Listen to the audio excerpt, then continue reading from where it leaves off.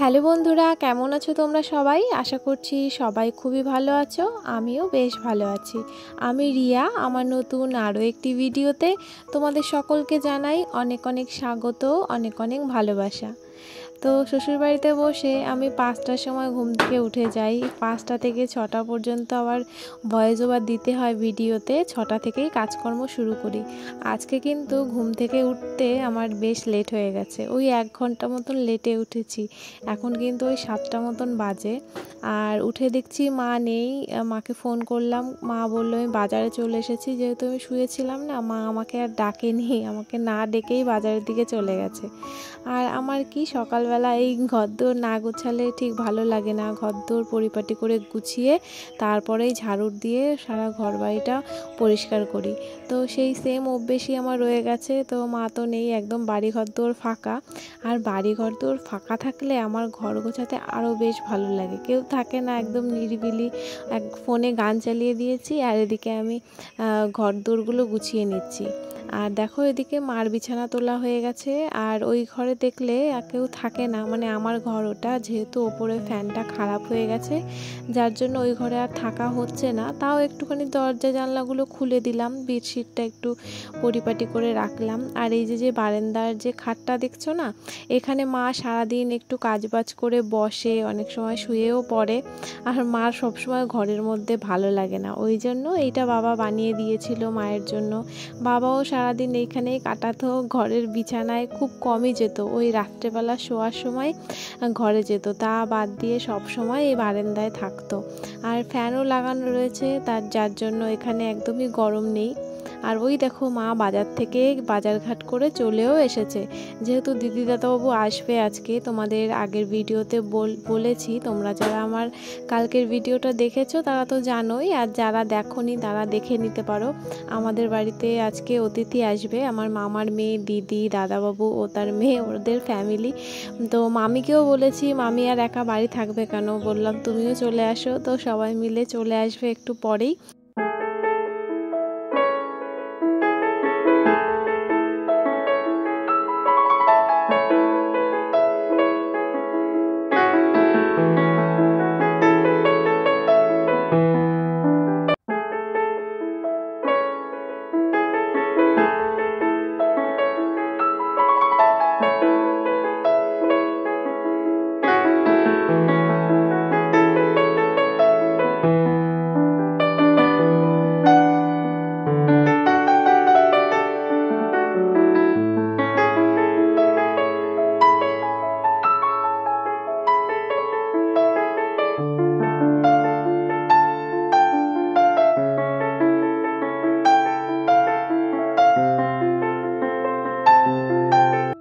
ছোটোবেলা থেকেই আমার ঘরদোর পরিষ্কার করে রাখা, পরিপাটি করে রাখা, ছিমছাম করে একদম সুন্দর করে গুছিয়ে রাখাটা আমার কিন্তু ভীষণভাবে অভ্যেস। সেটা কিন্তু এখনও রয়ে গেছে। ঘরদোর যদি এলোমেলো থাকে আমার দেখতে একদমই ভালো লাগে না, শরীরের মধ্যে অস্বস্তি লাগে, আর চোখের মধ্যেও কেমন দেখতে ভালো লাগে না। এমনকি আমি যদি বেড়াতে যাই না দিদিদের বাড়ি, মামার মেয়েটে, তো ওদের বাড়ি গেলেও ওদের ঘর আমি গুছিয়ে দিই, এরকম ব্যাপার। বেড়াতে গিয়েও ঘরটার গুছিয়ে দিই। ওরা বলে যে একটু গুছিয়ে দে, ওরা জানে সবাই আমি ঘরদোর গোছাতে খুব ভালোবাসি। আর আমার ঘরদোর গোছাতে একটু কষ্টও হয় না, বেশ ভালোই লাগে। আর যখন গোছানোর পরে সুন্দর লাগে না, বা কেউ সুন্দর বলে যে খুব ভালো পরিষ্কার পরিচ্ছন্ন লাগছে, তখন তো মনটা আরও ভরে যায় খুশিতে। আর দেখবে পরিষ্কার পরিচ্ছন্ন বা গোছানো ঘরে থাকতে মানে একটা পজিটিভ ব্যাপার আসে মন থেকে। আর এলোমেলো ঘরের মধ্যে থাকলে কেমন একটা নেগেটিভ ফিল হয়, আমার তো তাই মনে হয়। তোমাদের কেমন কি হয় আমি জানি না। তো সবার তো সমান সব কিছু না, আলাদা আলাদা মনের মানসিকতা, ভাবনা, চিন্তা সব কিছুই আলাদা হয়। তো যাই হোক, এই দেখো দিদি দাদাবাবু কিন্তু চলে এসেছে। মার জন্য শাড়ি এনেছে, আবার আমার জন্যও শাড়ি এনেছে। ওদিকে মিষ্টি, কোল্ড ড্রিঙ্কস আর আম কাঁঠাল তো কালকে রাত্রেই এনেছে, তোমরা দেখলেই।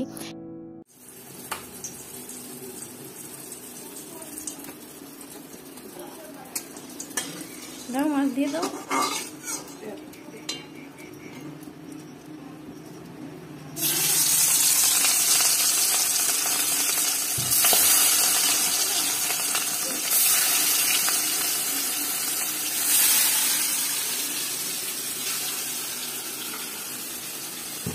এর ভিতরে ভাত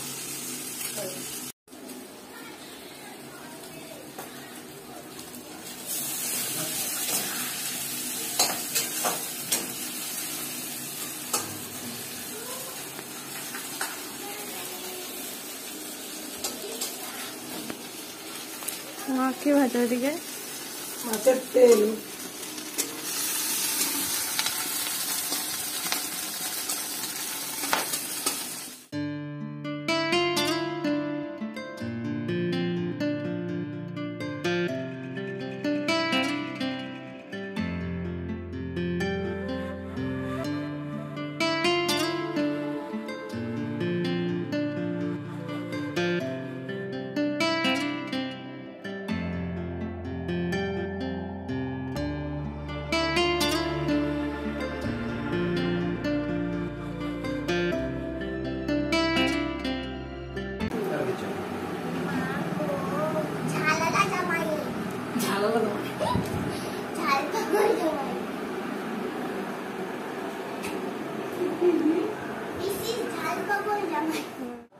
সকালবেলা রান্নাবান্না খাওয়া দাওয়া আমাদের কমপ্লিট হয়ে গেছে। আর এইখানে বসে খাওয়া দাওয়াটা হয়েছিল না, এঁঠো কাটা হয়েছে, সেটাই একটুখানি মুছে নিচ্ছি। আর দেখো মুছতে গিয়ে মা বারবার একবার ঘরে যায় বাইরে যায়, দুবার এরকম করেছে। আমি তো ভীষণভাবে রেগে গেছিলাম যে দেখো আমি এখানে মুছছি তাও তুমি হেঁটে বেড়াচ্ছ।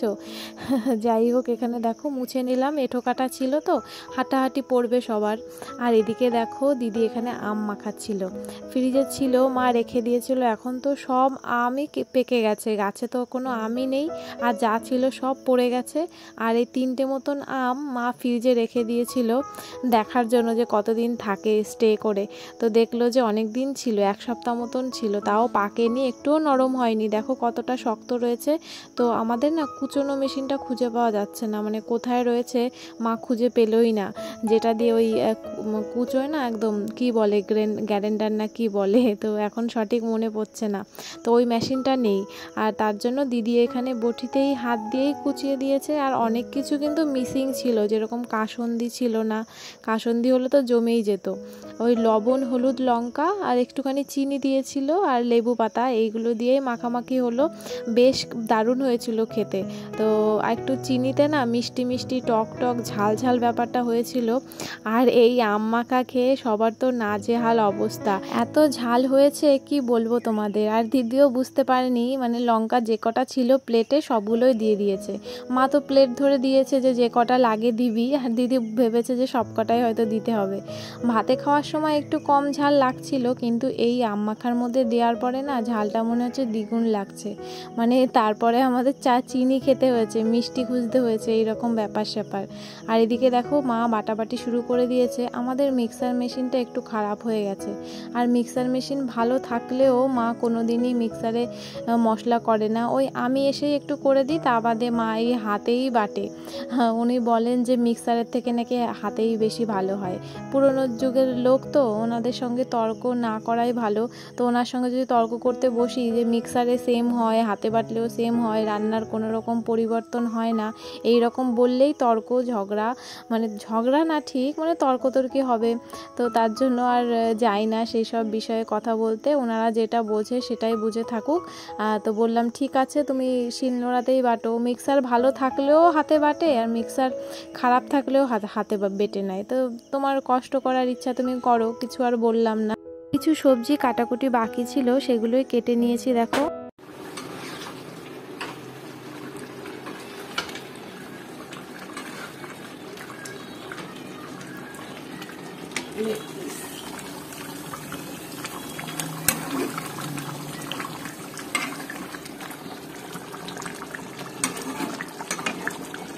কড়াইতে করেছিলাম। মায়ের রান্নাবান্না প্রায় কমপ্লিট হয়ে গেছে, ওই মাংসটায় জল দিল দেখলে একটু পরেই হয়ে যাবে। আর এদিকে আমি স্নানটা কমপ্লিট করে নিলাম, এখন কিন্তু ওই 1টা মতন বাজে। আর আমি এত দেরি করে কোনো দিনই স্নান করি না, শ্বশুরবাড়িতে তো 10টা সাড়ে 10টার মধ্যেই স্নান হয়ে যায়, আর আজকে একটু দেরি হয়ে গেল, মানে এই বাড়িতে আসলে একটু দেরি হয়ে যায়। তো সব সময় একরকম তো থাকে না, এক জায়গা থেকে এক জায়গা আসলে একটু পরিবর্তন হয় রুটিনে। তো যাই হোক কিছু করার নেই। এদিকে স্নান করে এসে টিপটা সিঁদুরটা আর চুলটা একটু আঁচড়ে নিলাম। আর এত পরিমাণে চুল উঠছে কি বলবো তোমাদের, তো সবারই সেম, যাকে জিজ্ঞেস করি সে বলে আমারও উঠছে। যাই হোক, কিছু করার নেই, এখন চুলটা কোনো মতে বেঁধে দাদাবাবুকে খেতে দিতে হবে। মার ওদিকে সমস্ত কিছু গোছানো একদম রেডি হয়ে গেছে।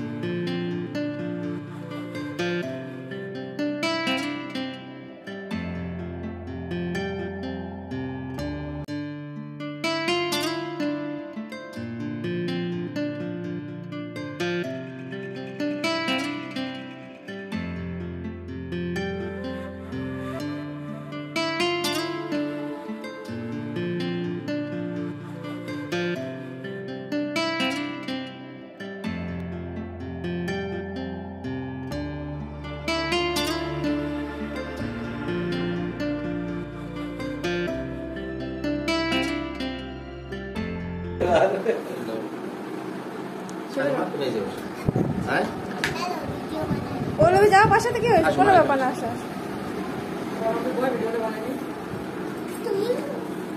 বলি ওর গান গায়, জামাই সেজে তুমি হাজির হয়েছ, খাও কোনো ব্যাপার না, খাও। আগে কি দিয়ে শুরু করবো? তোমার যা ইচ্ছা। ভাজা ভুজি, তারপরে ডাল, তারপরে আন্ডা কারি, তারপরে হচ্ছে মাংস, মাংসতে লেবু পেঁয়াজ, তারপরে মিষ্টি, তারপরে আম, কাঁঠাল, দই।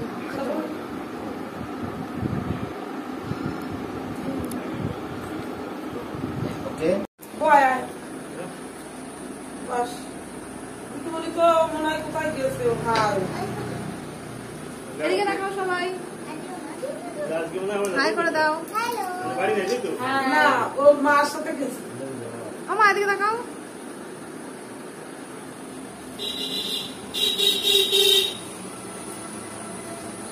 কি করে আমি ভোলাইছি বলে পাগল। বেগুন ভাজা দেবো তো, আলু ভাজা দেবো, ওই দিকে দিতে পারবো আমি। দেশে না একটা দেবো বলেছি, বেগুন খাবেন, ঢালে নাও ঢালে নাও, সব ঢালে নেবো। কি নিয়ে আসো মামি? ও মামি এক বস্তা বাজার নিয়ে আসছে।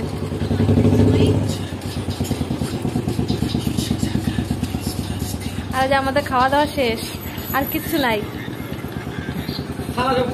খাওয়া সব ফাঁকা।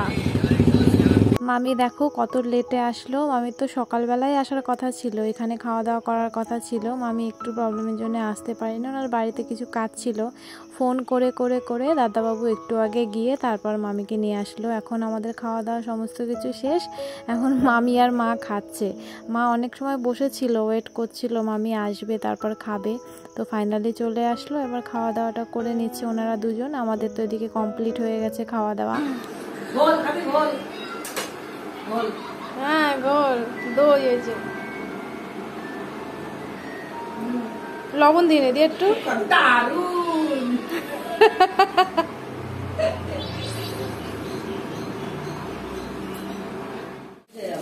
দশ পিস কাঁঠাল খাইছে, 10 পিস। এই সুন্দর মা কিরম কাঁঠাল খাতে পারে, বাবা রে বাবা।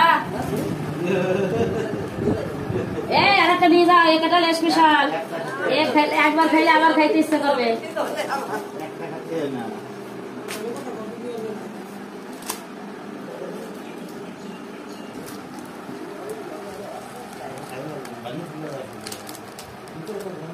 না একটু বেশি মজিয়ে গেছে, বুঝেছো, মজিয়ে গেছে বেশি, কালকে খাইবেন তো। এখন রেডি হয়ে নিলাম আর ব্যাগপত্র সব গুছিয়ে নিয়েছি। তোমরা কি গেস করতে পারছো আমার ব্যাগ দেখে যে কোথায় যাব আমি? হ্যাঁ, একটু তো বুঝতে পারছোই, আমি চলে যাচ্ছি শ্বশুরবাড়িতে। 3 দিনের বেড়ানো আমার কমপ্লিট হয়ে গেছে, আর এবার বাড়ির দিক যাওয়া যাক। আর এই বাড়িতে না আমার কোনো নেটওয়ার্কই পায় না, মানে কোনো সিমের ঠিকঠাক করে নেট চলে না, ভিডিও আপলোড করতে দেরি হয়ে যায়, মানে আপলোড হয়ই না এই বাড়িতে আসলে। সব কিছু রুটিনপত্র আমার এলোমেলো হয়ে যায়, যার জন্য বেশি দিন আর থাকলাম না, ওই 3 দিন মতন থেকে থেকেই এবার বাড়ির দিক যাওয়া যাক। আর দিদি দাদাবাবুরা তো আগেই চলে গেছে, মানে একটু আগেই বেরিয়েছে, ওদের বাজারে কাজ ছিল। যেহেতু সবার বাড়ি কাছাকাছি না, সেই জন্য রাত্রে আর কেউ থাকে না, খাওয়া দাওয়ার পরে রেস্ট নিয়ে বাড়ির দিক চলে যায়। এদিকে টোটো চলে এসেছে, আমিও বাড়ির দিক যাচ্ছি। দেখো টোটোতে উঠে পড়লাম, দুলাল দাদা নিয়ে যাচ্ছে।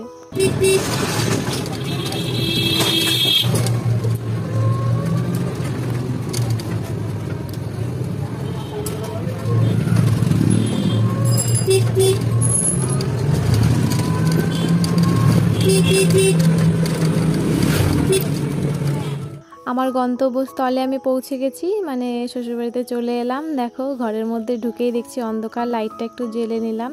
আজকের ভিডিওটা কিন্তু এই পর্যন্তই। নতুন আরেকটা ভিডিওর সঙ্গে খুব তাড়াতাড়ি দেখা হচ্ছে সবার সঙ্গে। টাটা সবাইকে।